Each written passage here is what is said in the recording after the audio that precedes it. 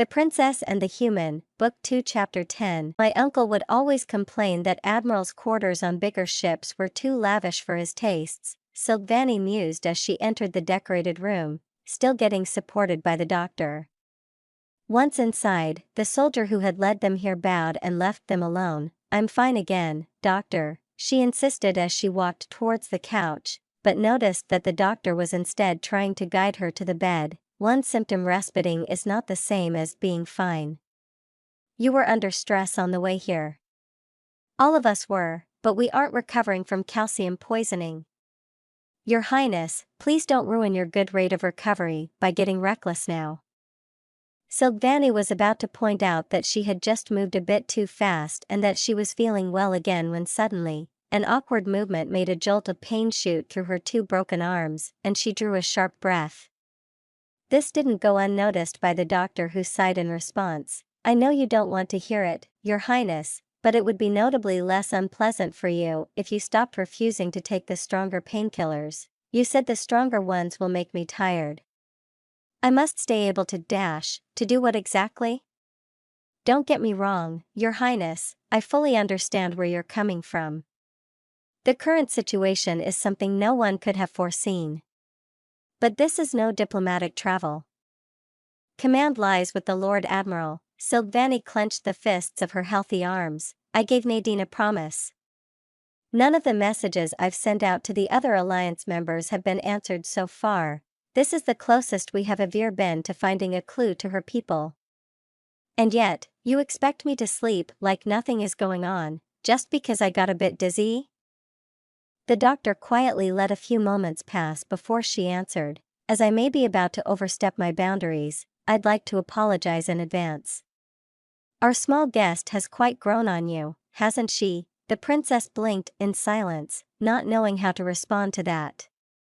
But why? It was such a simple question. Why did it leave her so stumped? In the first place, she was the heir to Homi's throne, a direct descendant of Chiron the Unifier. To someone like her, breaking a promise was unthinkable. It also simply was common sense to help Nadine after all she had done for them, including but not limited to saving the princess's life twice and stopping what could have ended up being the greatest political disaster in generations. And all of that was before one even considered the great benefits it would have for the Vannery to find the human colony. And yet, if she was honest with herself, then that was not an answer she could give in good consciousness. Maybe she could have, had she been asked the question when they had found the human girl. Back then, Nadine had simply been someone who needed help and represented the chances they would have if they managed to contact her people. Then, she single-handedly fended off a Karaska attack, saving both the princess and most of the crew. At the time, extending a hand to her had been a product of pragmatism, gratitude, and general altruism. And sure, Nadine had always been a nice person. So Silvani came to like her rather quickly. But to the princess, for whom friendships had only ever been rather businesslike, that was it. But the more time she had spent at the palace, the more things Silvani had witnessed about her, how her brain plagued her with those nightmares, how she had been able to connect with Kirtine in a way no one before had managed to, how she had been so eager to help whenever she could, how she memorized the names of every single servant in the palace, how she was still a child by her people's standards. Slowly but surely, it had become impossible for Silvani to view her in an objective light. And then, the same night Silvani had almost succumbed to her poisoning, Nadine had stated that the princess had become like a big sister to her. And these words had not just been a mere phrase. Right after, she had backed them up quite impressively. Sister, as far as she knew, siblinghood strictly was a matter of blood, and the only sibling she had first-hand experience with was Kirtine. He was an absolute menace, or he least used to be. And yet, she still loved him dearly. And when it came to Nadine, she could not think of any aspect in which she loved her less than him. From that perspective, she'd have to lie in order to not agree with her. If one ignored the clan, the small alien truly had become like a little sister to her. Even if said little sister was more than twice her own age. What makes you say that? the princess finally responded. Seeing no point in refuting her question, "Your voice, did you not notice?" She hadn't. Her bad habit of subconsciously using this vestigial function that caused her voice to distort usually only came out when she got angry. Had she really gotten that worked up about this? I guess there really is no denying it. Please don't misunderstand, I care for her a lot as well, the doctor continued. Right, due to her lower rank, the wall between her and Nadine had been much thinner from the get-go, and during her first days on Homie, she spent a lot more time with Nadine than I did, and I really hope as well that all of this will allow us to finally give her some good news. So I understand why resting is difficult for you right now. But, Your Highness, please remember, you are not the only person on this ship. And, if you allow my directness, I'm not sure you can contribute much right now. But once we return, all of this will mean a mountain of work for you. That will be when we will need you at full capacity. The princess pondered over this for a while, but finally relented with a sigh. I assume you took the stronger painkillers with you, just in case. Yes, although I would need to send someone to get them from our ship. But considering the vessel we are on right now, I highly doubt they don't have it here as well. How long will the side effects last? Long enough to ensure a good night's sleep for you. Which I highly advise you to take, Admiral. The captain of the Prince Kira wishes to speak to you. Put her through, Mirtan ordered. Captain, you may speak, he added as a few seconds later the channel was opened. Yes, Admiral. Nothing happened during our patrol flight, but one of our telescopes found this on one of Euros's moons. An image appeared on the screen. The quality wasn't great, but the ship that crashed on the surface was still recognizable. My engineer estimates it to be a small cruiser, but we couldn't examine it further without breaking our schedule.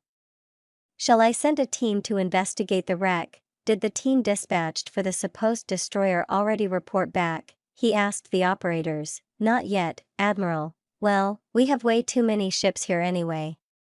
Captain, you may investigate the wreck. For anything else, you may proceed according to your own judgment. Yes, Admiral. The channel closed. Mirtan evaluated the information he had gotten so far. 2 ships did not explain what happened to the rest of the Tystri fleet, but it was at least a clue. In case they found both ships to have been shot down, was there a way for both to happen in the same battle? The best explanation would be for the cruiser to be hit while in the moon's gravitational pull, then the destroyer tried to retreat but suffered a fatal hit shortly before reaching the planet. Operator, give order to the Gatri, the Countess Jarkian, and the Duke Vasquina. They are to search the area between that moon, the planet, and a bit beyond that, both from the moon's and planet's current position. The one they had 40 days ago, and anything in between. Tell them to look for any sign of battle, wrecks, debris, whatever they can find. At once, Admiral. With the orders given, everyone went back to their tasks, while Mirtan bridged the time he spent waiting for the next report by coming up with possible scenarios. The human ship he couldn't pronounce was a massive variable. Most information regarding humanity was still highly classified, and he, having met the small alien before, was one of the few who knew the full truth. If all humans within reach were the ones belonging to that one colony, no one else, what could have happened? While he was still thinking, said Alien returned to the bridge. To his surprise, she had actually managed to make the criminal talk, revealing the most promising locations for them to search. He immediately relayed the information to all teams tasked with searching the planet. How high would you estimate the chances that this is another ruse? He asked her. I guess it could be one, but I doubt it. If nothing else, her fear for her family is real, and she knows we are her best shot. After a few takes of quietness, she added, Sir, is there really no way for us to extend our stay? Can't you send one ship back to ask for supplies? No, for 2 simple reasons. 1, by the time the supplies would reach us, we'd already passed the point where we'd have to go back. And 2, that would no longer fall under my leeway in our current task. We would need further orders to do it, orders the princess is not authorized to give me. Makes sense, I guess. Sorry for asking. The two went quiet for a couple of moments before Nadine spoke again. By the way, why is there so much weaponry mounted inside the ship? I can't remember seeing a corridor without one. That's what you have to do if you expect to fight Karaska. Mirtan answered, ignoring that the alien woman flinched when he mentioned the name. In fights between ships, the playing field is even. Their great advantage lies in person-to-person combat, because they are stronger and our handheld energy weapons can't get through their shell in one shot. They know that's why their primary tactic is to try and board our ships with their raiders. And if they achieve that, the stationary kinetic guns are the only reliable way to deal with them, even if that increases the cost of each ship. Considering that, it was hard to believe that this frail-looking life form killed 5 of them with her bare hands. He would have really liked to see that. Once he was done explaining, he noticed Nadine staring blankly ahead, her small eyes wide open and her hands clutching her head. Is everything all right? Sorry, I need some time alone. Not sure what that was about, Mirtan shrugged as she left the bridge. In the corner of his eye, he could see Silvani's private doctor returning, which probably meant his niece was all right. The doctor then seemed to talk to Nadine about something, but he didn't pay much attention since one of the operators called for him. Admiral. We got the report from the Karaika. Their ground team finished examining the crash site, put them through. The screen then showed the wreckage. There really wasn't much left, the ship had literally gotten blasted apart. As you can see, Admiral, the ship already took severe damage before the crash, likely before it entered the atmosphere. Our engineers say it could have been a reactor explosion, but they aren't sure. They also said that judging from what little tech was still recognizable, the ship technologically lined up with the last status we had before they started their isolation, so it would have been severely outdated. Outdated? Was it just an object for target practice then? Did you find corpses? If yes, then that idea was out of the window. We did. Not much of them was left, but all we could find seems to have at one time been part of a tystry. Time of death is difficult to estimate because of that, but our doctor guesses about 40 days ago, so it really had been used in active battle. But why use such an old ship? Also, if the doctor's guess was right, then the attack would have happened before the former ambassador had reached the hyperlane. No way they wouldn't have tried to contact her. And if those hypothetical attackers had been the ones to take out the relay station, the ambassador would have noticed that as well. So it either happened later, or this wasn't an attack at all and this had simply been an unfortunate reactor failure. Not unfeasible if the ship was so old. Either way, he'd have to wait for the report of the Prince Kira regarding the other crash site. Half a day had passed when Nadine and Silvani's doctor approached him again. Apologies, Lord Admiral, the doctor addressed him with a bow, but I just wanted to inform you that we will now go back to our ship to retreat for the night.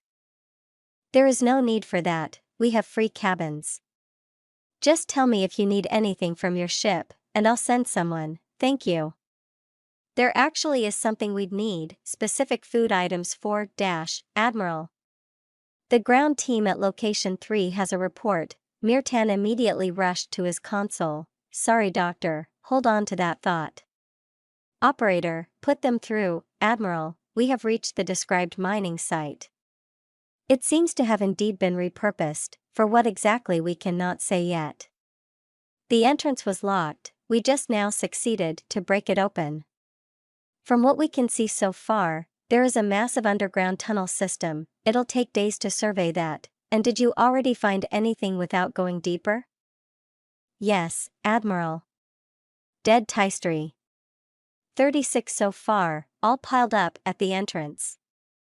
No visible injuries, at least none severe enough to be a cause of death. That's all I can say though, we don't have an expert on xenobiology with us. I see, Mirtan slowly said as he processed the report. He had hoped they'd find someone alive, but at least they had finally found anyone at all. Maybe the mines had become a death trap. Don't enter yet, there might be noxious gases.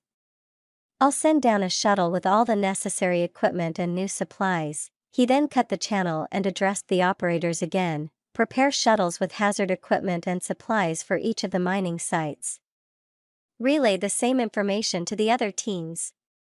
And ask if any of our doctors are familiar with xenobiology. The chances for that were unfortunately low since army doctors were primarily trained to treat Vannery. They knew some general basics, but this didn't seem like a matter where general basics would suffice. If I may, the doctor chimed in.